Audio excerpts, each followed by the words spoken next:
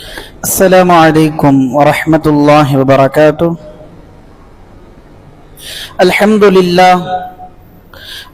لله رب العالمين.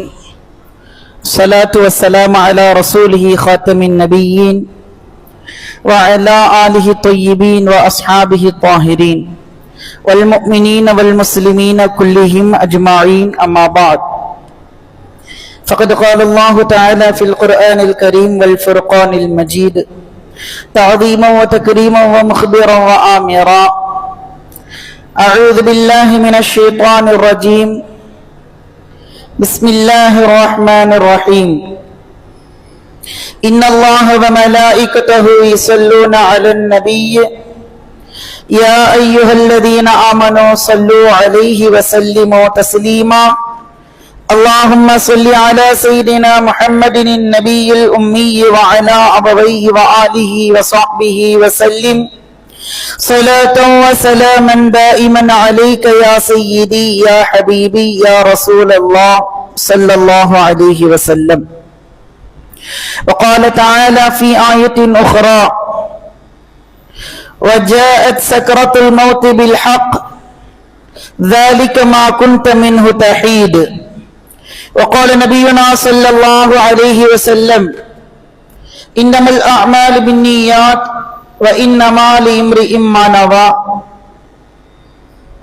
اللهم رب اشرح لي صدري ويسر لي أمري واحلل عقدة من لساني يفقهوا قولي.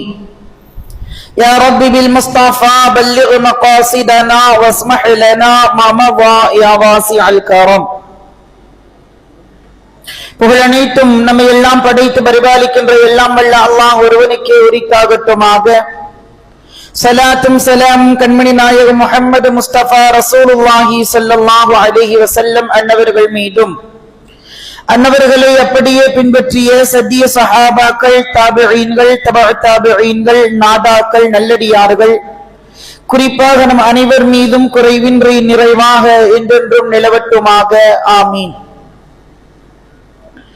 கணியத்திற்குரிய அல்லாஹ் நல்லடியார்களே, அல்லாஹ்வுடைய அருளினால் நாம் எல்லாம் ஜும்ஆவுடைய வேளையில் நல்ல பல செய்திகளை செவியுற்று செவ்வனே அதன் அடிப்படையில் நமது வாழ்வினை அமைத்துக் கொள்ள வேண்டும் என்கிற நன்னோக்கில் நாம் எல்லாம் வருகை புரிந்திருக்கின்றோம், வர இருக்கின்றோம். எல்லாம் வல்ல அல்லாஹ் இதனை முழுமையாக ஏற்று இதன் முழு பயனையும் நம் அனைவருக்கும் தந்தரு புரிவானாக. இதன் பரக்கத்தை கொண்டு நம்முடைய எல்லா விதமான ஹலாலான ஆதத்துகளையும் நாட்டங்களையும் தேட்டங்களையும் நிறைவேற்றி புரிவானாக. நம்முடைய வியாபாரங்களில் பரக்கத்து செய்வானாக. நம்முடைய வருமானங்களில் அபிவிருத்தி செய்தல் புரிவானாக. நம்முடைய எல்லா விதமான கவலைகளையும் கஷ்டங்களையும் நீக்கி அருள் புரிவானாக என பிரார்த்தித்தவனாக எனது உரையை துவங்குகின்றேன். கணியத்திற்குரியவர்களே, உலகில் பிறப்பு என்கிற ஒரு செயல் இருக்கின்ற பொழுது இறப்பு என்கிற ஒரு காரியமும் நடந்தே ஆக வேண்டும். இதில் யாரும் எதுவும் விதிவிலக்கல்ல. பிறந்தவர் யாரும் நிரந்தரமாக உயிரோடு இருப்பார்கள் என்று சொல்லிவிட முடியாது. அப்படி ஒருவர் சொல்வாரையானில் அவரை விட ஒரு மிகப்பெரிய முட்டாள் வேறு யாரும் இருக்கவும் முடியாது.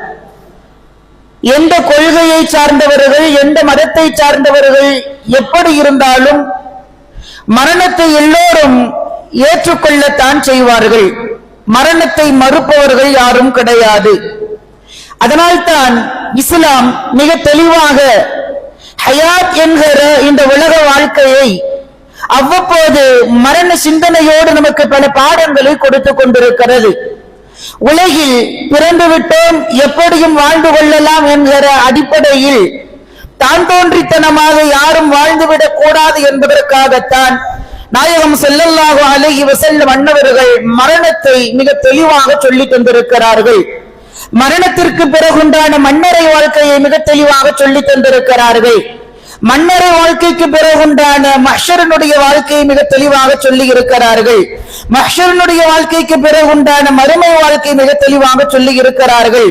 அதற்கு பிறகுண்டான நரக சொர்க்கத்தினுடைய வாழ்க்கைகளை பற்றியெல்லாம் மிக தெளிவாக நாயகம் ஸல்லல்லாஹு அலைஹி வஸல்லம் அவர்கள் சொன்னதற்கு காரணம், யாரும் மரணத்தினுடைய விஷயத்தில் ஏமாந்து விடக் கூடாது என்பதில் நபி ஸல்லல்லாஹு அலைஹி வஸல்லம் அவர்கள் மிக தெளிவாக இருக்கிறார்கள். அதனால்தான் வாழுகிற பொழுது மரண சிந்தனையோடு வாழ வேண்டும். மற்ற சமுதாயத்தவர்களை போன்று ஒருவர் மரணித்து விட்டால் ஏதோ ஒரு சடங்குக்காக அவர்களை புதைப்பது அல்லது எரிப்பது என்பது போன்ற செயல்பாடு இல்லாமல் மரணத்தில் கலந்து கொள்வதும், ஜனாசாக்களினுடைய வீடுகளில் பங்கெடுப்பதும், ஜனாசா தொழுகையில் பங்கெடுப்பதும், ஜனாசாவிற்கு பின் தொடர்வதும், அதே போன்று கபரிஸ்தானிற்கு சென்று அவர்களுக்காக துஆ செய்வதும், இப்படி எல்லா விஷயங்களையும் அமல்களாகவே அனல் பெருமானார் ஸல்லல்லாஹு அலைஹி வஸல்லம் அன்னவர்கள் நமக்கு சொல்லிக் கொடுத்து ஆர்வமூட்டி அதே சமயத்தில் அச்சமூட்டி இருக்கிறார்கள்.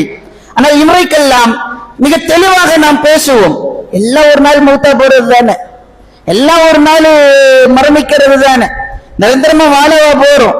வார்த்தைக்கு அந்த வார்த்தைகள் எல்லாம் வாக்கியங்கள் எல்லாம் வருவது உண்டு. ஆனால் வாழ்க்கையில் மரணத்தை யாரும் சிந்திப்பது கிடையாது. மரணத்தினுடைய நிகழ்விற்கு பிறகுண்டான வாழ்க்கையை யோசித்து வாழ வேண்டும் என்று இஸ்லாம் சொல்கிறது.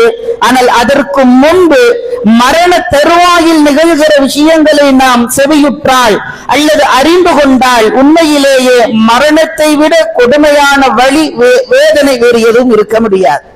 வாழுகிற பொழுது பல்வேறு விஷயங்கள், உதாரணத்திற்கு சாலை விபத்துகள் அல்லது திடீரென ஏதேனும் ஆபத்துகள் ஏற்படுகிற பொழுது அதிலிருந்து பிழைத்துக் கொண்டவர்களுக்கு கேட்டால் தெரியும், உண்மையிலேயே மரணத்திலிருந்து நான் தப்பித்து வந்திருக்கிறேன் என்று சொல்வார்கள். அதனுடைய வேதனை எப்படி இருந்தது என்று அவர்கள் சொல்கிற பொழுது மரண வேதனை என்று சொல்வார்கள். ஆனால் அதுவெல்லாம் சாதாரணம் தான், அதுவெல்லாம் சாதாரணம் தான். மரணத்தினுடைய சமயத்தில் ஏற்படுகிற அந்த சக்கராத்தினுடைய வேதனை இருக்கிறது அல்லவா, அதனை யாராலும் விவரித்து சொல்லிவிட முடியாது. இருந்த போதிலும் நாயகம் ஸல்லல்லாஹு அலைஹி வஸல்லம் அன்னவர்களும் அவர்களுக்கு பிறகு வந்த சஹாபாக்களும் அவர்களுக்கு பிறகு வந்த இமாம்களும் அதனை பற்றி சில உதாரணங்களை சொல்லி நாயகம் ஸல்லல்லாஹு அலைஹி வஸல்லம் அன்னவர்கள் மரணத்தில் என்ன நிகழும் என்பதை மிக தெளிவாகவே சொல்லி காட்டி இருக்கிறார்கள். கண்ணியத்திற்குரியவர்களே, நல்லவர்களாக இருந்தாலும் சரி, தீயவர்களாக இருந்தாலும் சரி, முஃமினாக இருந்தாலும் சரி, காஃபிராக இருந்தாலும் சரி, யஹூதியாக இருந்தாலும் சரி, நஸ்ரானியாக இருந்தாலும் சரி, மஜூசியாக இருந்தாலும் சரி, புத்த மதத்தை ஏற்பவர், இப்படி எத்தனை மதங்கள் எத்தனை கொள்கைகள் இருந்தாலும் மரண வேதனையை எல்லோரும் அனுபவித்துத்தான் ஆக வேண்டும். மரணத்தை எப்படி எல்லோரும் அனுபவிக்கிறார்களோ, குல்லு நஃப்ஸின் ஸாயிகத்துல் மௌத் என்று இறைவன் சொல்லுவார். ஒவ்வொரு ஆன்மாவும் மரணத்தை சுவைக்கும் என்று. மரணம் எல்லோருக்கும் வரும். அதே போன்று மரண வேதனை, மரண வலி என்பதும் எல்லோருக்கும் உண்டு. அது நல்லவர்களுக்கும் விதிவிலக்கல்ல. வேண்டுமானால் அதில் கூடுதல் குறைவு இருக்கலாம், வலி வேதனையில் கூடுதல் குறைவு இருக்கலாம். ஆனால் அதனை பற்றி நாம் யோசித்து பார்ப்பதே கிடையாது. இறைவன் சொல்லுகிறான், வஜாஅத் சக்ரத்துல் மௌத் பில் ஹக், உண்மையிலேயே மரண வேதனை, மரண மயக்கம் என்பது வந்துவிடும். ذَلِكَ مَا كُنْتَ مِنْهُ تَحِيدُ, அதிலிருந்து தானே நீ தப்பித்து விடலாம் என்று நீ நினைத்துக் கொண்டிருந்தாய் என்று இறைவன் நம்மை பார்த்து கேட்கிறான். மௌத்தாகிறது அப்படிங்கிறது ஈஸி நினைச்சிட்டு இருக்கோம், வாழ்றதுதான் கஷ்டம், மௌத்தாகிறது ஈஸி அப்படின்னு. ஆனா அப்படி அல்ல. ஒரு நிமிடத்தில் உயிர் பிரிந்தாலும் அல்லது ஒரு மணி நேரத்தில் உயிர் பிரிந்தாலும் அல்லது ஒரு நாள் முழுவதும் சக்கராத்தினுடைய வேதனை அனுபவித்தாலும் யாராக இருந்தாலும் அந்த சக்கராத் அப்படிங்கிறதுக்கு பொருள் என்ன தெரியுமா? மயக்கம் அப்படின்னு அர்த்தம், போதைன்னு அர்த்தம். சக்கராத் அப்படின்னா மயக்கம், போதை. அதுல எப்படி தெளிவு பெறாம மக்கள் இருப்பார்களோ, மயக்கமாயிட்டா என்ன நடக்குதுன்னே தெரியாது, போதையில் இருக்கிறவங்களுக்கு என்ன நடக்குதுன்னே தெரியாது, ஒரு தெளிவில்லாம இருப்பார்கள். அந்த பெயரத்தை ரப்பே வச்சிருக்கிறா. அந்த மரணத்தினுடைய வேதனைக்கு சக்கரத் என்று சொல்வார்கள். சக்கரத் சிங்குலர் ஒருமை வார்த்தை, சக்கராத் புளூரல் பன்மை வார்த்தை. சக்கரத்துல் மௌத் இறைவன் சொல்கிறான், மரணத்தினுடைய அந்த மயக்கம் என்பது சத்தியமானது, அதிலிருந்து யாரும் தெளிவு பெற முடியாது, அந்த வேதனை அவ்வளவு எளிதாக யாராலும் விவரித்து விட முடியாது என்று மிக தெளிவாக மரணித்தவர்கள் யாரும் அல்லது மரணித்துக் கொண்டிருப்பவர்கள் யாரும் இந்த வேதனை இப்படி இருக்குன்னு சொல்லிட முடியாது. ஆனா நம்ம எல்லாம் இன்னைக்கு என்ன விளங்கி வச்சிருக்கிறோம் அப்படின்னா, சக்கராத்துடைய வேதனை வந்தா அவங்க ஏதோ பாவம் செஞ்சுட்டாங்க, தூங்கிட்டு இருக்கும் போது அவங்க மௌத்தா போயிட்டாங்க, என்ன ஒரு நல்ல மௌத்து பார்த்தீங்களா, பேசுவதெல்லாம் கேள்விப்பட்டிருக்கும். நல்லாதான் பேசிக்கிட்டே இருந்தார். நைட் எங்க கூட தான் உட்கார்ந்து சாப்பிட்டாரு. என்னைக்கும் இல்லாம இன்னைக்கெல்லாம் பார்த்தா பிரியாணி நல்லா சாப்பிட்டாரு, கறியே தொட மாட்டாரு. இன்னைக்குன்னு பார்த்து 4 பீஸ். அட பாரு, அவன் மௌத்தா போய் கிடக்கிறாரு. அவர்கிட்ட பார்த்து நல்லதெல்லாம் பேசுறதுல விட்டுருவாங்க. அந்த இடத்துல அவரு சாப்பிட்டது, அவரு வேற ஏதாவது செஞ்சது என்னைக்கும் இல்லாம இன்னைக்கு பேசிட்டாரு. எப்பவும் நடந்ததாத்தான் இருக்கும் அது. ஆனா அந்த இடத்துல கொஞ்சம் அப்படி என்ன சொல்றது, அப்படி மிகைப்படுத்தி சொல்றது. என்னைக்கும் இல்லாம இன்னைக்கு பேசினாருங்க, என்னைக்கும் இல்லாம இன்னைக்கு சாப்பிட்டாருங்க. ஆனா பாருங்களேன், தூங்கும் போதே ரூஹு போயிருச்சு. நீ தூங்கும் போது அவருக்கு ரூஹு போயிருக்கு. ஆனா அவர் ரூஹு போகும்போது அவர் தூங்கினாருன்னு இருக்கா? யோசித்து பார்க்க வேண்டும். நம்ம தூங்கும் போது அவர் ரூஹு போயிருக்கு. அப்படி வேண்டாம் சொல்லல. நாங்க எல்லாம் தூங்கிட்டு இருந்தோம், ரூஹு போயிருச்சு. எப்ப மூத்தானாருன்னு தெரியல. ஃபஜ்ருக்கு எந்திரிக்கலான்னு பார்த்தோம், அல்லது காலையில் 8 மணிக்கு எந்திரிச்சோம், பார்த்தா இப்பதான் ரூம்ல இருந்தாரு, போய் பாக்குற ரூஹு போய் கிடக்கு. நாங்க தூங்கும் போது ரூஹு போயிருச்சுன்னு சொல்றதுல உண்மை. அவரு தூங்கும் போது ரூஹு போச்சு, அவர் ரூஹு போகும்போது தூங்கிட்டு இருந்தாருன்னு சொன்னாரா? எப்பேற்பட்ட மனிதராக இருந்தாலும் சரி, தூங்கி கொண்டு இருக்கிற பொழுது, அல்லது இன்னும் தெளிவா சொல்ற கோமா ஸ்டேஜ்ல இருந்தாலும், அல்லது மூளைச்சாவு, இந்த பிரெயின் டெத்னு சொல்லுவாங்க இல்லையா, அது ஏற்பட்டிருந்த நபராக இருந்தாலும் ரூஹ் பிரிகிற பொழுது நிச்சயமாக வேதனையை, வலியை அனுபவித்துத்தான் ஆக வேண்டும். யாரும் அதில் விதிவிலக்கல்ல. நம்ம என்ன விளங்கி இருக்கோம் அப்படின்னா, வேதனை இல்லாம நம்ம பார்க்கிறோம், அவர்கள் அந்த கருகரா இழுக்கிறது இல்ல, ரூஹ் அப்படியே அசால்ட்டா போயிருச்சு அப்படின்னு நமக்கு தெரியலாம். அல்லது ரொம்ப சிரமப்பட்டு ரூஹ் போச்சு, உடனே சொல்லிடுவாங்க, வாழ்ற பொழுது சும்மாவா இவன் பண்ண அட்டுழிமலை கொஞ்சம் நெஞ்சமா, நல்ல இளமையில் இருக்கும்போது இவன் பண்ணதெல்லாம் கொஞ்சம் நெஞ்சமா, இந்த பொம்பளை பண்ணதெல்லாம் கொஞ்சம் நெஞ்சமா. உடனே மருமகளை பத்தி அந்த இடத்துல மருமகளை சும்மாவா படுத்தி எடுத்தா, சும்மாவா அப்படி இப்படின்னு பேச ஆரம்பிப்போம். அப்போ அந்த சக்கராத்துடைய வேதனை அனுபவிச்சா தீயவர்கள் என்றும், சக்கராத்தினுடைய வேதனையை நாம் பார்க்கவில்லை என்றால் நல்லவர்கள் என்றும் இப்படி விளங்குவது உண்மையிலேயே மிக தவறு. இன்னும் தெளிவாக சொல்வதனால் ஈமான் பலகீனம் என்று பொருள். காரணம், நாயகம் ஸல்லல்லாஹு அலைஹி வஸல்லம் அன்னவர்களுக்கும் சக்கராத்தினுடைய வேதனை இருந்தது, நபிமார்களுக்கும் இருந்தது. அல்லாஹ்விற்கு பிரியமான அண்ணல் பெருமானார் ஸல்லல்லாஹு அலைஹி வஸல்லம் அவர்களுக்கும் சக்கராத்தினுடைய வேதனை இருந்தது. ஒரு முறை ஆயிஷா ரலியல்லாஹு தஆலா அன்ஹா, அவங்க உறவினர் ஒருவர் சக்கராத்தினுடைய அந்த ரூஹ் பிரியுது, ரொம்ப சிரமப்பட்டு இருக்கிறாங்க. இதை பார்த்த உடனே ஆயிஷா அம்மாக்கு ஒரே வருத்தம் இருக்குமா இல்லையா? உறவுகள் ரூஹ் பிரிகிற விளைவு அனுபவிக்கிற அந்த வேதனை, ரூஹ் போயிட்டா பரவாயில்ல, இவ்வளவு சிரமப்படுறாங்க நம்ம யோசிப்போம். இதே சிந்தனை ஆயிஷா அம்மாவுக்கு வந்துச்சு. ரசூலுல்லாஹ் சொன்னாங்க, யா ஆயிஷா லா தப்தஇசி அலா ஹமீமிக ஃபஇன்ன ذلك மின் ஹஸனாத்தி. இவர்களுடைய இந்த சிரமத்தை கண்டு நீங்கள் கவலைப்பட வேண்டாம். காரணம் என்ன தெரியுமா? ஃபஇன்ன ذلك மின் ஹஸனாத்தி. இது இவர்களுக்கு நன்மையாக இறைவன் ஆக்கி விடுவான். அல்லாஹு அக்பர். சக்கராத்தினுடைய வேதனையை அனுபவிப்பதும் கூட பெருமானார் ஸல்லல்லாஹு அலைஹி வஸல்லம் அவர்கள் என்ன சொல்கிறார்கள்? எந்த உம்மத்திற்கும் கிடைக்காத ஒரு சிறப்பு, எந்த சமுதாயத்தவர்களுக்கும் கிடைக்காத ஒரு சிறப்பு, சக்கராத்தினுடைய வேதனை எல்லோருக்கும் வரும். அந்த வேதனை அனுபவிப்பதையும் கூட இறைவன் நன்மையாக ஆக்கி தருகிறான் என்று நாயகம் ஸல்லல்லாஹு அலைஹி வஸல்லம் அவர்கள் சொல்கிறார்கள் என்றால், கண்ணியத்திற்குரியவர்களே, நாயகம் ஸல்லல்லாஹு அலைஹி வஸல்லம் அன்னவர்கள் இந்த ஒரு ஆறுதலை சொல்லி நமக்கு சில பாடங்களை சொல்வார்கள். சக்கராத்தினுடைய வேதனை அனுபவித்து விட்டால் அவர் தீயவர் என்று விளங்கிவிட வேண்டாம், நல்லவர்களுக்கும் இந்த வேதனைகள் வரும். அதே சமயத்தில் இந்த சக்கராத்தினுடைய வேதனையில் இவங்க நல்லவங்களா கெட்டவங்களா அப்படின்னு சில அடையாளத்தை வேண்டுமானால் நாம் தெரிந்து கொள்ளலாம். அது எப்படி அப்படின்னு பார்த்தா, அது ரசூலுல்லாஹ் சொல்லுவாங்க, அல் முஃமின் யமூது பி அர்கில் ஜபீன். உண்மையான முஃமின், அல்லாஹ்விற்கு மிக பிரியத்திற்குரியவர், மரணிக்கிற பொழுது அவருடைய நெற்றியில் வியர்வை சுரக்கும். மரணிக்கிற பொழுது அவருடைய நெற்றியில் வியர்வை சுரந்திருக்கும். ஹஜ்ரத் அப்துல்லாஹ் பின் புரைதா ரலியல்லாஹு தஆலா அன்ஹு அவர்கள் சொல்கிறார்கள், ஒரு முறை எங்களுடைய அத்தா புரைதா அவங்களுடைய சகோதரர் ஒருவர் குராசான் அப்படிங்கிற ஊர்ல சக்கராத்துடைய நிலைமையில இருந்தாங்க. அப்ப அவங்க போய் பார்த்துட்டு வரலான்னு போன இடத்துல அவங்களுடைய நெற்றி வியர்வையால் நினைந்திருந்தது. யாருக்கு ரூஹ் போகுதோ, சக்கராத்துடைய நிலைமையில் இருக்கிறாங்களோ, நெற்றி வியர்வையால் நினைந்திருந்தது. உடனே அதை பார்த்த உடனே என்னுடைய தந்தை புரைதா ரலியல்லாஹு தஆலா அவர்கள் வேகமாக தக்பீர் சொன்னார்கள். உரத்த கோலி தக்பீரை முழங்கினார், அல்லாஹு அக்பர். இந்த வியர்வை என்பது என்னுடைய அருமைநாயகம் ஸல்லல்லாஹு அலைஹி வஸல்லம் அவர்கள் சொல்வார்கள், அல் முஃமினு யமூது பி அரகில் ஜபீன், உண்மையான முஃமின் நெற்றி வியர்வையால் நனைந்தபடிதான் உயிர் போகும் என்று நாயகம் ஸல்லல்லாஹு அலைஹி வஸல்லம் சொன்னார்கள். என்னுடைய சகோதரர் உண்மையிலேயே முஃமின் தான் என்கிற அந்த மரணத்தின் பொழுதும் கூட, கவலையில் பொழுதும் கூட ஒரு ஆறுதல் அடைந்த நிலையை ஒரு அடையாளமாக ஹஜ்ரத் அப்துல்லாஹ் பின் உரைதா ரலியல்லாஹு தஆலா அன்ஹு அவர்கள் சொல்லி தருகிறார்கள். கண்ணியத்திற்குரியவர்களே, இப்படி நெற்றி வியர்வை வருகிற பொழுது அதற்கான பல விளக்கங்களையும் இந்த ஹதீஸின் விரிவுரையாளர்கள் சொல்வார்கள். இந்த நெற்றி அதனுடைய வலியினுடைய வேதனையினால தாங்க முடியாம நெற்றியிலிருந்து வியர்வை வருது, அல்லது நெற்றி வியர்க்கின்ற அளவிற்கு அவர் அந்த அளவிற்கு சக்கராத்தினுடைய வேதனை அனுபவித்துக் கொண்டிருக்கிறார்.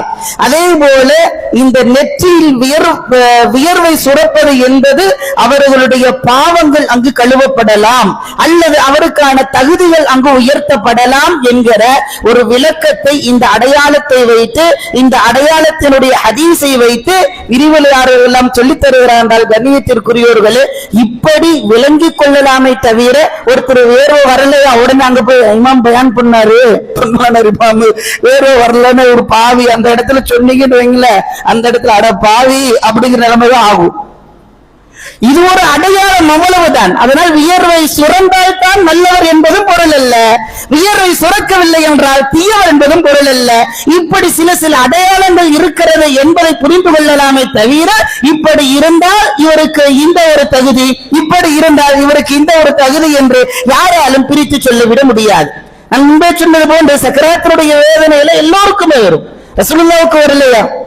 நாயகம் ஸல்லல்லாஹு அலைஹி வஸல்லம் அன்னவர்கள் அவர்கள் சக்கராத்துடைய வேதனையை பற்றி ஆயிஷா அம்மா சொல்லுவாங்க, பக்கத்திலேயே இருந்த நான் ரசூலுல்லாஹ்வுக்கு மௌத்தினுடைய நேரம் வந்தது. அந்த சமயத்துல அவங்க பக்கத்துல ஒரு பாத்திரத்துல தண்ணி இருந்துச்சு. அது சக்கராத்தினுடைய சமயத்தில் வேகமாக அந்த பாத்திரத்திற்குள் தங்களுடைய முபாரக்கான பரக்கத்து பொருந்திய அந்த கரத்தை உள்ளே விட்டு தண்ணீரை எடுத்து முகத்தை கழுவினார்கள். கழுவிட்டு சொன்னாங்களா, லா இலாஹ இல்லல்லாஹ் இன்னலில் மௌத்தி சக்கராத், அல்லாஹ்வை தவிர வேறு எந்த இலாகும் இல்லை, அல்லாஹ்வை தவிர எந்த இறைவனும் இல்லை, அல்லாஹ்வை தவிர எந்த கடவுளும் இல்லை, அல்லாஹ்வை தவிர பூர்த்தியாக்கக்கூடிய ஆற்றல் வேறு எவனுக்கும் இல்லை என்கிற அர்த்தத்தை கொண்ட லா இலாஹ இல்லல்லாஹ் என்கிற வார்த்தையை சொல்லி சொல்கிறார்கள். இன்னலில் மௌத்தி சக்கராத், மரணத்திற்கு பல வேதனைகள் உண்டு. ஆரம்பத்திலே சொன்னேன், சக்கரத்துன் அப்படிங்கிறது, சக்கரத் அப்படின்ற சிங்குலர் வார்த்தை, வேதனை அவ்வளவுதான், மயக்கம் அவ்வளவுதான். சக்கராத் புளூரல், பன்மை சொல். ரசூலுல்லாஹ் இந்த இடத்தில் பன்மை சொல்லை பயன்படுத்துகிறார்கள். இன்னலில் மௌத்தி சக்கராத், மரணத்திற்கு பல வேதனைகள் உண்டு. அதை யாராலும் அவ்வளவு எளிதாக விவரித்து விட முடியாது. அதற்கு அடுத்த ரசூலுல்லாஹ் வேதனை தாங்க முடியாமல் சொன்னார்கள், அல்லாஹும்ம இன்னி அலா கமராத்தில் மௌத், இறைவா இந்த இறப்பினுடைய துயரத்திலிருந்து என்னை பாதுகாத்து விடு, இறப்பினுடைய துயரத்தை எனக்கு லேசாக்கி கொடு என்று நாயகம் ஸல்லல்லாஹு அலைஹி வஸல்லம் அவர்களே மரணத்தின் பொழுது வேதனை தாங்க முடியாமல், வலியை உணர முடியாமல், அனுபவிக்க முடியாமல் அவர்கள் துஆ செய்திருக்கிறார்கள் என்றால் நாம் எல்லாம் எம்மாத்திரம். நாம் விளங்கி விட்டோம், மௌத்து தானே ஈஸியா போயிடலாம் அப்படின்னு. வாழ்றது ஈஸி, உலகத்துல பல சிரமங்கள் வரலாம், சிரமத்தை நாம் எதிர்கொண்டு விட்டால் வெற்றியும் பெறலாம். மரணத்தை யாராலும் வெற்றி பெற முடியாது, மரணத்தை யாராலும் எதிர்கொள்ள முடியாது, அதனுடைய வேதனை சொல்லிவிட முடியாது. அதனால தான் ரசூலுல்லாஹ் அப்படி ஒரு துஆ கேட்டாங்க. பெருமானாரோட சிறப்பு என்ன தெரியுமா? அந்த வேதனையை பார்த்துட்டு அனுபவிச்சுட்டு அதுக்கடுத்து ரசூலுல்லாஹ் துஆ செஞ்சாங்க, ரப்பே இந்த என்னுடைய ஒட்டுமொத்த உம்மத்தினுடைய வேதனையும் குறைத்து விடு, அவர்களுக்கான வேதனை எனக்கே கொடுத்து விடு என்றும் துஆ கேட்டார் என்றும் ஒரு அறிவிப்பில் உண்டு. இந்த அளவிற்கு நாயகம் ஸல்லல்லாஹு அலைஹி வஸல்லம் அவர்கள் நம் மீது முஹப்பத் வைத்திருப்பார். என்னாலேயே அனுபவிக்க முடியலையே, ரப்பே உன்னுடைய நெருக்கத்திற்குரியவன் நான் எதை விரும்பினாலும் நீ செய்வாய், நீ எதை விரும்பினாலும் நான் செய்வேன், நபிமார்களுக்கெல்லாம் தலைவன், மரணத்தை பார்க்காமலேயே மரணத்தினுடைய விஷயங்களை விவரித்தவன் நான், என்னால் கூட இதனை அனுபவிக்க முடியவில்லையே, என் உம்மத்துகள் எப்படி தாங்குவார்கள் இறைவா, அவர்களுக்கு மரண வேதனை குறைத்துவிடு என்று நாயகம் ஸல்லல்லாஹு அலைஹி வஸல்லம் அவர்கள் துஆ செய்தார்கள் என்றால், கண்ணியத்திற்குரியவர்கள் மரண வேதனை என்பது எல்லோருக்கும் உண்டு. அதனை நாம் எந்த வகையிலும் அலட்சியமாக கருதிவிட்டு நம்முடைய வாழ்க்கையை அமைத்துக் கொள்ளக்கூடாது. அதே போன்று நாயகம் ஸல்லல்லாஹு அலைஹி வஸல்லம் அன்னவர்கள் திடீர் மரணத்திலிருந்து பாதுகாப்பும் தேடி இருக்கிறார்கள். அடியேனும் கூட அவ்வப்போது ஆக்களில் செய்வது உண்டு. யா அல்லாஹ், திடீர் மரணத்திலிருந்து எங்களை பாதுகாத்து விடு, திடீர் ஆபத்துகளில் எங்களை பாதுகாத்து விடு. திடீர் மரணத்திலிருந்து பெருமானார் ஏன் பாதுகாப்பு தேடினார்கள்? நாயகம் ஸல்லல்லாஹு அலைஹி வஸல்லம் அவர்கள் சொல்வார்கள், இன்ன நஃப்ஸல் முஃமின் தக்ருஜு ரஷ்அன் வலா யுஹிப்பு மௌத்தன் கமௌத்தில் ஹிமார். நிச்சயமாக ஒவ்வொரு அடியாருக்கும் வலி வேதனையோடு உயிர் வியர்க்கின்ற அளவிற்கு தான் பிரியும். ஆனால் கழுதை மரணிப்பதை போன்று மரணம் வந்துவிட வேண்டாம், அதை நான் விரும்பவில்லை என்று பெருமானார் சொல்கிறார்கள். என்ன அர்த்தம்? மரணத்திற்கு வலிவேதனை உண்டு, அந்த வலிவேதனையை கூட நாம் அனுபவித்து விடலாம். கழுதை எப்படி திடீரென்று மரணிக்குமோ அதுபோன்று மரணத்தை நான் விரும்பவில்லை என்று சொல்கிறார்கள். சஹாபாக்கள் கேட்கிறாங்க, யா ரசூலல்லாஹ் வமா மௌத்துல் ஹிமார், கழுதையினுடைய மரணம் என்றால் எப்படி இருக்கும் என்று கேட்கிற பொழுது சொல்கிறார், மௌத்துல் ஃபுஜாஆ, திடீரென்று அது மரணித்து விடும். முஃமின்களும் அப்படி மரணிப்பார்கள், சில நபர்கள் அல்லாஹ்வுடைய அடியார் அப்படி மரணிப்பார்கள். ஆனால் அந்த மரணத்தை நான் விரும்பவில்லை. திடீர் மரணத்திலிருந்து பாதுகாப்பு கேட்கிறார்கள். கண்ணியத்திற்குரியவர்களே, அதற்கு அடுத்து இதற்கு விளக்கம் தருபவர்கள் சொல்கிறார்கள், ஏன் திடீர் மரணத்தில் இருந்து நாயகம் ஸல்லல்லாஹு அலைஹி வஸல்லம் பாதுகாப்பு தேடினார்கள், அதனை விரும்பவில்லை என்கிற பொழுது, சக்கராத்தினுடைய வலிவேதனை இருந்தாலும் அந்த சமயத்தில் லா இலாஹா இல்லல்லாஹ் முஹம்மது ரசூலுல்லாஹ் என்கிற அந்த கலிமாவை சொல்வதற்கான வாய்ப்பு இருக்கும். திடீர் மரணத்தில் அப்படி அல்ல. அல்லது அந்த சமயத்தில் வசியத்து செய்வதற்கான, இந்த மாதிரி தன்னுடைய உறவுகளை கூப்பிட்டு இந்த விஷயத்தை நீங்க ஃபாலோ பண்ணுங்க, இவங்களுக்கு இவ்வளவு கடன் இருக்குது கொடுத்துருங்க, ஒற்றுமையோடு இருங்க, இப்படிங்கிற தன்னுடைய விருப்பத்தை வசியத்து செய்வதற்கான வாய்ப்புகள் அந்த இடத்தில் உண்டு. அதே சமயத்தில் மரணிக்கும் வரைக்கும் தஸ்பீஹாத்துகள் செய்வதற்கான வாய்ப்புகள் கிடைக்கும், ஸலவாத்துகள் ஓதுவதற்கான வாய்ப்புகள் கிடைக்கும், இறைவனை திக்ர் செய்வதற்கான வாய்ப்புகள் கிடைக்கும். இப்படி பல வாய்ப்புகள் சக்கராத்தினுடைய சமயத்தில் கிடைக்கும். ஆனால் திடீர் மரணத்தில் அப்படி இருக்க முடியாது. நெருக்கடியான நிலையில் அவர் மரணித்து விடுவார். எனவேதான் நாயகம் ஸல்லல்லாஹு அலைஹி வஸல்லம் அன்னவர்கள் திடீர் மரணத்திலிருந்து பாதுகாப்பும் கேட்டார்கள், அதனை விரும்பவும் இல்லை என்கிற ஹதீஸை நாம் பார்க்க முடிகிறது. கண்ணியத்திற்குரியவர்களே, மரணத்தினுடைய வேதனை எப்படி இருக்கும் அப்படின்னு நாயகம் பல ஹதீஸுகள்ல சொன்னாலும், மரணித்து மீண்டும் உயிரோடு எழுந்த ஒரு நபருடைய வரலாற்றை உங்களுக்கு சொல்வேன். மரண வேதனை எப்படி இருக்கும் என்பதை அவர்கள் விவரித்தார்கள். சிம்பிளா ஒரே வார்த்தையில் சொல்லிட்டு போயிடுவாங்க. ஹஜ்ரத் ஈசா அலைஹிஸ்ஸலாம் நமக்கெல்லாம் தெரியும், நபிமார்களில் மரணித்த ஒரு நபரை உயிரோடு கொண்டு வருகிற ஆற்றலை வல்லோன் அல்லாஹ் அவர்களுக்கு வழங்கி இருந்தார் இல்லையா? அது அவங்களுடைய சிறப்பு. இப்ப ஈசா அலைஹிஸ்ஸலாம் ஒரு தடவை அப்படியே ஒரு கபரிஸ்தானை கிராஸ் பண்ணி போறாங்க. போற இடத்துல ஒரு பெண்மணி ஒரு கபருக்கு பக்கத்துல இருந்து அழுதுகிட்டு இருக்கிறாங்க. தேம்பி தேம்பி புலம்பி அழுகிறாங்க. உடனே ஈசா அலைஹிஸ்ஸலாம் பக்கத்துல போய், மாலக்கி ஐயத்துஹல் மர்ஆ, இந்த அம்மா என்னதான் ஆச்சு, இப்படி அழுதுகிட்டு இருக்கிறீங்க அப்படின்னு கேட்கிறாங்க. உடனே அந்த பெண்மணி சொல்கிறாள், மாத்தத் இப்னத்துன் லீ லம் யகுன் லீ வலதுன் கைரஹா, எனக்குன்னு ஒரே ஒரு பொம்பளை பிள்ளை தான் இருந்துச்சு, அது எந்த குழந்தையும் இல்லை, ஆனா அந்த குழந்தை இப்ப மௌத்தா போச்சு. ஒரு பெண்மணி தான் எனக்கான குழந்தை, ஒரு எந்த குழந்தையும் எனக்கு இல்ல, மௌத்தாயிருச்சு. وإني عاهدت ربي أن لا أبرح من موضعي هذا حتى أذوق ما ذاقت من الموت. நான் இறைவனிடத்தில் உறுதி செய்து விட்டேன், சத்தியமிட்டு சொல்லிவிட்டேன், இறைவா இந்த இடத்திலிருந்து எனக்கு மரணத்தை கொடுத்து, இந்த இடத்திலேயே மரணத்தை கொடுத்து விடு, இல்லை என்றால் இந்த இடத்தை விட்டு நான் நகர மாட்டேன், அழுது கொண்டுதான் இருப்பேன். அப்படி இல்லையா அல்லது அந்த பெண்ணை மீண்டும் அந்த என்னுடைய மகளுக்கு உயிர் கொடுத்து அவளை நான் பார்த்து விட்டுதான் என்னுடைய இல்லம் திரும்புவேன். ஒண்ணு என்ன மௌத்தாக்கி என் பிள்ளையோட சேர்த்திரு, இல்ல என் பிள்ளைக்கு உயிர் கொடுத்து என் கண்ணு முன்னாடி காட்டீர், அப்பதான் இந்த இடத்தை விட்டு எந்திரிப்பேன்னு சொல்லி நான் அல்ல தொடர்படிக்கை செஞ்சுட்டேன், அதனால இந்த இடத்துல எந்திரிக்க மாட்டேன் அப்படின்னு ஈசா அலைஹிஸ்ஸலாம் அந்த பெண் சொல்றாங்க. உடனே ஹஜ்ரத் ஈசா அலைஹிஸ்ஸலாம் கேக்குறாங்க, ரஐதி இன் நவர்தி இலைஹா ராஜிஅத்துன் அன்த், இது மிகப்பெரிய ஒரு சபதமா இருக்குது, எவ்வளவு காலம் இங்கே உட்கார்ந்து இருப்பாங்க அப்படிங்கறதுனால ஈசா அலைஹிஸ்ஸலாம் கேக்குறாங்க, ரஐதி இன் நவர்தி இலைஹா ராஜிஅத்துன் அன்த், ஒருவேளை அவங்க திரும்பி வந்து நீ அவங்கள பார்த்துட்ட அப்படின்னா இங்கிருந்து கிளம்பிடுவியா அப்படின்னு கேட்கிறாங்க. அவர்களுக்கு முடியும். இறைவன் அந்த தகுதியை கொடுத்திருக்கிறார். அதனால தைரியமா கேட்கிறாங்க, உன் பெண்ணு உன்னுடைய மக கபர்ந்து எந்திரிச்சு வந்து உன்னை பார்த்துட்டா, நீ அவளை பார்த்துட்டேனா திரும்பி இந்த இடத்துல எழுந்து போயிருவேல்ல அப்படின்னு கேட்கிறான். உடனே அந்த பெண் சொல்லுகிறார், நான் ஆமா, நான் ஒரு தடவை பார்த்தா போதும், நான் கிளம்பிடுவேன் அப்படின்னு சொன்ன உடனே ஹஜ்ரத் ஈசா அலைஹிஸ்ஸலாம் அந்த இடத்தில் 2 ரக்காத்துகள் தொழுது விட்டு இறைவனிடத்தில் துஆ செய்கிறார்கள். இறைவா, இந்த பெண்ணுக்கு மீண்டும் உயிர் கொடு என்கிற ஒரு துஆவை செய்கிறார்கள். செய்து முடித்துவிட்டு அந்த பெண்ணினுடைய கபரை பார்த்து, யா ஃபுலானா கூமி பிஇذن الرحمن ஃபக்ருஜி, இந்த பெண்ணே உன்னுடைய கபரில் இருந்து எழுந்து வா, ரஹ்மானுடைய ரப்பினுடைய அனுமதியோடு எழுந்து வா, வெளியே வா என்று அழைக்கிறார்கள். அந்த கபர் பிளக்கிறது, அந்த பெண் மேலே வருகிறாள். வந்த உடனே உசுறு வந்துருச்சுங்கிற சந்தோஷம் இல்ல, அம்மாவை பார்த்தோம் அப்படிங்கிற சந்தோஷம் இல்ல. அந்த பெண் தன்னுடைய தாயை பார்த்து கேட்கிறாள், யா உம்மதா மா ஹமலகி அலா அன் அதுக கர்பி மௌத்தி மர்ரத்தை, உனக்கு என்ன வந்துச்சு? நான் பாக்கெல்லாம் கபருக்குள்ளதான கடந்தேன், மீண்டும் 2வது முறை மௌத்தினுடைய சக்கராத்தினுடைய வேதனையை அனுபவிப்பதற்கான ஒரு சூழலை ஏற்படுத்தி விட்டாயே, உனக்கு ஒரு வேலையே இல்லையா அப்படின்னு அம்மாவை திட்டுறாங்க. அந்த பெண் ஒரு முறை அனுபவித்ததை என்னால் இன்னும் மறக்க முடியவில்லை, அதனுடைய வேதனை கபரிலும் எனக்கு தொடர்ந்து கொண்டிருக்கிறது, 2வது முறையும் சக்கராத்தினுடைய வேதனை அனுபவிக்கின்ற அளவிற்கு என்னை எழுப்பி விட்டாயே என்று அந்த பெண் திட்டுகிறாள். யா உம்மதா, அதற்கு அடுத்து தாயை பார்த்து ஆறுதல் சொல்கிறாள், இஸ்மிரி வஹ்தசிமி ஃபலா ஹாஜத லீ ஃபித் துன்யா, பொறுமையோடு இருங்க, அல்லாஹ்விடத்தில் நன்மை எதிர்பாருங்க, நான் இந்த உலகத்துல வாழணும் விரும்பல, நான் மறுபடியும் மண்ணறைக்கே போக விரும்புற, ஆகிரத்து தான் எனக்கு வேணும் அப்படின்னு அந்த பெண் சொல்கிறாள்.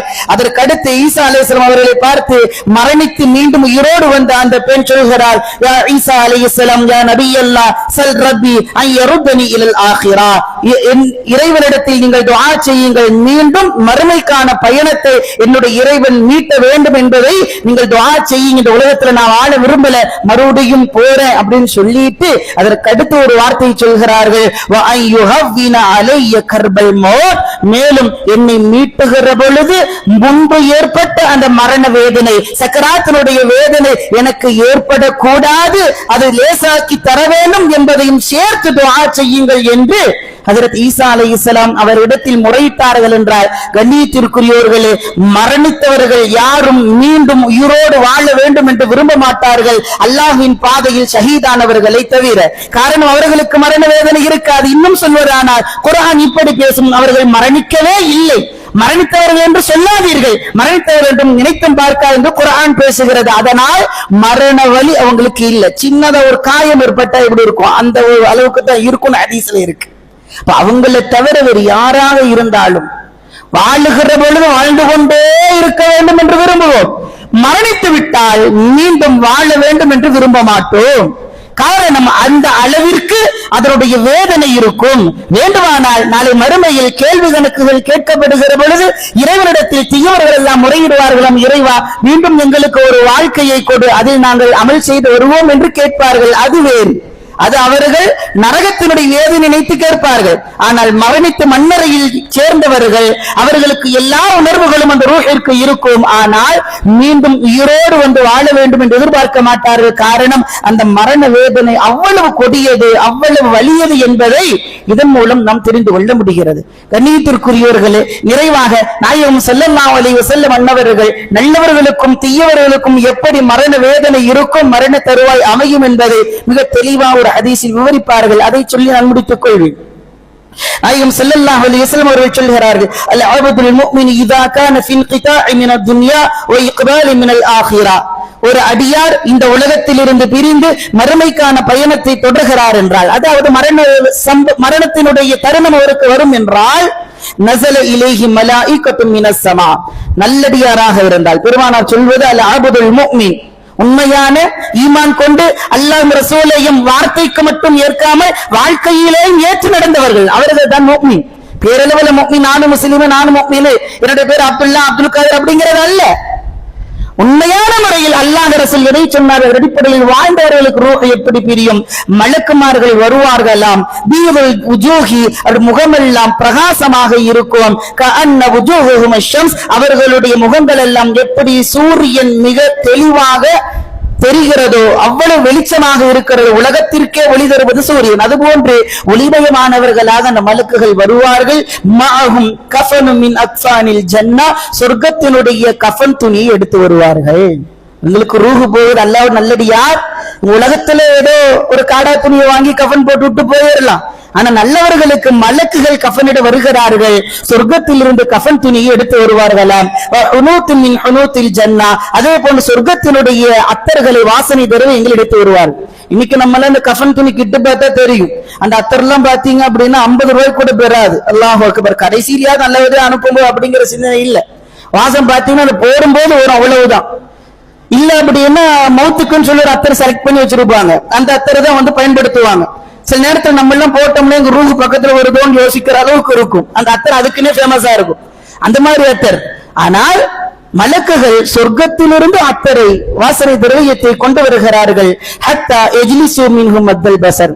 போய் உடனே அவங்க போட மாட்டாங்க, கொஞ்சம் தூரமா உட்கார்ந்துப்பாங்க. மௌத்தா போகிற அந்த அடியார் அவருடைய பார்வை எந்த அளவிற்கு எவ்வளவு தூரம் அவருடைய பார்வை இருக்குமோ அவ்வளவு தூரத்துல, சிலருக்கு கிட்டக்க தெரியல, சிலருக்கு தூரம் வரைக்கும் தெரியல, சிலருக்கு அந்த பில்டிங் அடுத்து கொஞ்சம் லாங் வரைக்கும் தெரியலன்னு வைங்களேன். அந்த மரணிக்கின்ற நபர் எந்த அளவிற்கு பார்ப்பாரோ பார்வை இருக்குமோ அவ்வளவு தூரத்துல இவங்க உட்கார்ந்துப்பாங்க. அவங்களோட வேலை கஃபன் கொண்டு வர்றது, அத்தர் கொண்டு வர்றது, பேசாம உட்கார்றது. ஏன்னா இவங்க எல்லாம் வேலை முடிச்சதுக்கு அப்புறம் அவங்க வேலை இருக்குது. அதற்கு அடுத்து பெருமானார் சொல்கிறார்கள், சும்மை யஜீஉ மலக்குல் மௌத், அதற்கு பிறகுதான் ரூஹை கைப்பற்றக்கூடிய மலக்குல் மௌத் வருவார். ஹத்தா யஜ்லிஸ் இன்த ரஸிஹி, அவருடைய தலைமாட்டிற்கு அருகாமையில் அமர்வார். ஃபயகூலு, சொல்வார், அய்யுத்துஹன் நஃப்ஸு தீபா, நல்ல ஆன்மாவே, மனம் பொருந்திய ஆன்மாவே, உஹ்ருஜி இலா மக்ஃபிரத்தி மினல்லாஹி வ ரிதுவானி, அல்லாஹ்வுடைய மன்னிப்பின் அளவிலும் அல்லாஹ்வுடைய பொருத்தத்தின் அளவிலும் நீ வெளியே வா, திரும்பி விடு என்று அந்த ஆன்மாவை அந்த மலக்கு அழைப்பாராம். நல்ல ஆன்மாவே வெளியே வா, எங்க வர சொல்ற? இந்த உலகத்துக்கு அல்ல, அல்லாஹ் விட்டு போகலாம். அல்லாஹ் உனக்காக மன்னிப்பை வைத்துக் கொண்டு காத்திருக்கிறான்.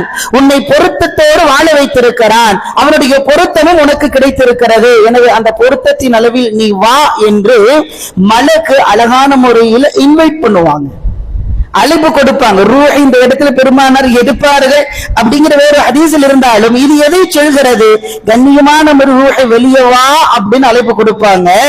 அதற்கு அடுத்து பெருமானார் சொல்கிறார்கள், ஃபதஹ்ருஜு தஸீலு கமா தஸீலுல் கத்ரத்து மின் ஃபீ ஸிகாஇ ஃபயഖுதுஹா, எப்படி ஒரு தண்ணீர் பாத்திரத்தில் இருந்து தண்ணீர் கொட்டுகிற பொழுது எந்த விதமான தடையும் இல்லாமல் அழகாக ஸ்மூத்தாக மிருதுவாக வருகிறதோ தண்ணீர் வருமோ அது போன்று ரூஹ் வெளியே வரும்.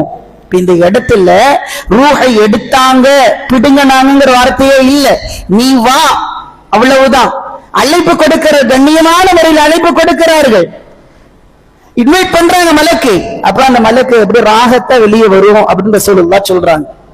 அதற்கு அடுத்து பெருமானார் சொல்கிற, வ இன்னல் அப்தல் காஃபிர், அல்லாஹ்வையும் ரசூலையும் மறுத்தவர்களுடைய உயிர் எப்படி கைப்பற்றப்படும் தெரியுமா? இதா கான இன்கிதாஉ மினத் துன்யா வ இக்பால் மினல் ஆখিরা நஸல இலைஹி மினஸ் ஸமாஇ மலாயிகத்துன் சூதுல் வுஜூஹி மஅஹும் அல் மஸூஹ், அவர்கள் வானில் இருந்து மலக்குமார்கள் வருவார்கள். அவங்களுக்கு மாதிரியே வருவாங்க, ஆனா அவங்க முகம் பிரகாசமா இருந்துச்சு, இவங்க முகம் கருமையாக இருக்கும். இந்த மலக்கினுடைய முகம் கருமையாக இருக்கும், பார்த்தாலே பயந்து விடுவார்கள், அந்த அளவுக்கு இருக்கும். அதோட அவங்கள்ட்ட அல் மஸூஹ் அப்படின்னு சொன்னா ரொம்ப கரடு முரடாக இருக்கக்கூடிய கம்பளியினுடைய ஆடை எடுத்து வருவார்கள். நமக்கு சொர்க்கத்தில் இருந்து இன்ஷா அல்லாஹ் இன்ஷா அல்லாஹ் இன்ஷா அல்லாஹ் எல்லோருக்கும் ரப்பு சொர்க்கத்திலான கஃன் துணி அல்லாஹ் அணிவிக்கின்ற அளவிற்கு நம்முடைய வாழ்க்கை அமைத்து தந்து புரிவானாக. நமக்கெல்லாம் அப்படிப்பட்ட ஆடை வரும். அல்லாஹ் ரசூலை ஏற்க மறுத்தவர்கள் அல்லது ஏற்றது போன்று நடித்தவர்களுக்கான வாழ்க்கை எப்படி இருக்கும் மரணத்தின் பொழுது? ரொம்ப கரடுமுரடான முடியினால் நெய்யப்பட்ட ஒரு ஆடை அவர்கள் எடுத்து வருவார்கள். ஃபஜலஸு மின்ஹு பத்தல் பஸர், அதே போல் அவருடைய பார்வை எந்த அளவுக்கு போகுமோ அதே தூரத்துல அவங்க உட்கார்ந்துருவாங்க. ஏன்னா அதுக்கு அடுத்துதான் இவங்க வேலை இருக்குது. சும்மா யஜீஉ மலக்குல் மௌத் ஹத்தா யஜ்லிஸ இன்த ரஸிஹி, அதே போல தலைமாட்டில் உட்காருவாங்க. ஃபயகூலு, சொல்லுவாங்க, அய்யத்துஹன் நஃப்ஸுல் ஹபீஸா, கேவலமான ஆன்மாவே.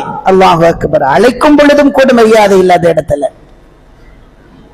தீயவர்கள் பாவம் பாவம் செய்தவர்கள், அல்லாஹ் ரசூலும் ஏற்க மறுத்தவர்கள், அது ஏற்றது போன்று ஏற்றுக்கொண்டு அமல் செய்யாமல் இருந்தவர்கள், நல்ல முறையில் வாழாமல் இருந்தவர்கள், அவர்களை அழைப்பது எப்படி? ஐயத்துஹன் நஃப்ஸுல் கபீஸா, கேவலமான அசிங்கமான ஆன்மாவே, உக்ருஜி இலா சக்தி மினல்லாஹி வ கலப், அல்லாஹ்வுடைய கோபத்திற்கும் அல்லாஹ்வுடைய சாபத்திற்கும் நீ வா என்று அவர்கள் அழைப்பார்கள். நல்லவர்கள் அழைக்கின்ற பொழுது இறைவனுடைய பொருத்தம் மன்னிப்பும் உனக்காக காத்திருக்கிறது. ஆனா இப்ப நீ வெளியே வா, எங்க ரப்பருடைய கோபம் சாபம் உனக்காக காத்து கொண்டிருக்கிறது, வெளியே வா என்று சொல்வார்கள். ஃபதஃபர்ரக ஃபீ ஜஸதிஹி, இப்ப அந்த உடம்புல இருந்து அந்த ரூஹ் வெளியே வரும். ஃபயன்தஸிஉஹா, எப்படி வெளியே வரும் அப்படின்னா, கமா இன்தஸஅ ஸுஃபூத் மின ஸூஃபில் மப்லூல், எப்படி ஒரு கம்பளி துணி இருக்குது, ரொம்ப கரடுமுரடான திடமான கம்பளி துணி இருக்குது, அதுல ஒரு ஈரமான கம்பி அதுல போய் அங்கேயும் இங்கேயும் நல்லா சொருகிருச்சுன்னு வைங்களேன், அதை நம்மளால ஸ்மூத்தா எடுக்க முடியாத ஒரு நிலையில நல்லா மாட்டிக்கிருச்சு. அப்ப நம்ம எவ்வளவு வேகமாக அந்த கம்பி இழுப்போம், அது எந்த அளவிற்கு அந்த ஆடை கிழிந்து விடும். அதுபோல இந்த ரூஹை அவர்கள் மிக மோசமான நிலையில் வெளியே எடுப்பார்கள். அந்த ரூஹும் சரி உடலும் சரி கடுமையான வேதனை அனுபவிக்கும் என்று நாயகம் ஸல்லல்லாஹு அலைஹி வஸல்லம் அன்னவர்கள் சொல்கிறார்கள் என்றால், கண்ணியத்திற்குரியவர்களே, மரணத்திற்கு பிறகுண்டான வாழ்க்கை நினைத்தும் நாம் இந்த உலகில் வாழ வேண்டும். மரணத்தின் பொழுது நம்முடைய வாழ்க்கை எப்படி இருக்கும் என்பதை நினைத்தும் நாம் இந்த உலகில் வாழ வேண்டும். எனவே மரணத்தை மட்டும், மௌத்துக்கு பயப்படுற, மௌத்தா போயிட்டா என்ன நடக்கும், அந்த வார்த்தையை மட்டும் சொல்வது அழகல்ல. உண்மையிலேயே நம்முடைய வாழ்க்கை இந்த உலகத்தில் நாம் வாழ்வது மரணத்திற்காகத்தான், நாம் மரணிப்பது மறுமைக்காகத்தான். நம்முடைய மறுமை அல்லாஹ்வின் ரசூலையும் சந்திப்பதற்காக, அவர்களோடு வாழ்வதற்காகத்தான் என்கிற எண்ணத்தோடு நம்முடைய அமல்களையும் வாழ்க்கையும் அலங்கரித்துக் கொள்ள வேண்டும். எல்லாம் வல்ல அல்லாஹ் வாழுகிற பொழுது இறைவனுக்கும் இறைத்தூதர் ஸல்லல்லாஹு அலைஹி வஸல்லம் அவர்களுக்கும் பொருத்தமான முறையில் வாழ்ந்து அவர்கள் எந்த அமல்களை விரும்புகிறார்களோ அந்த அமல்களை நிறைய செய்யக்கூடிய தௌஃபீக்கை தந்தர் புரிவானாக. வாழ்ந்து மரணிக்கின்ற வேளையிலே லா இலாஹா இல்லல்லாஹ் முஹம்மது ரசூலுல்லாஹி ஸல்லல்லாஹு அலைஹி வஸல்லம் என்கிற திரு கலிமாவை உதடால் மட்டுமல்லாது உள்ளத்தால் மொழிந்தவர்களாக நாயகம் ஸல்லல்லாஹு அலைஹி வஸல்லம் அன்னவர்களை பார்த்து பரவசம் அடைந்து அவருடைய மடியிலேயே மதீனா ஷரீஃபிலேயே மரணிக்கக்கூடிய நல்ல தௌஃபீக்கை நம் அனைவருக்கும் தந்தர் புரிவானாக. சக்கராத்தினுடைய வேதனையும் மன்னரையினுடைய வேதனையும் மறுமையினுடைய வேதனையும் அனுபவிக்காத நல்லடியார்களாக வல்லோன் அல்லாஹ் நம் அனைவரையும் ஆக்கி அருள் புரிவானாக. வ ஆகிரு தஅவானா அல்ஹம்துலில்லாஹி ரப்பில் ஆலமீன். அஸ்ஸலாமு அலைக்கும் வரஹ்மத்துல்லாஹி வபரகாத்துஹு.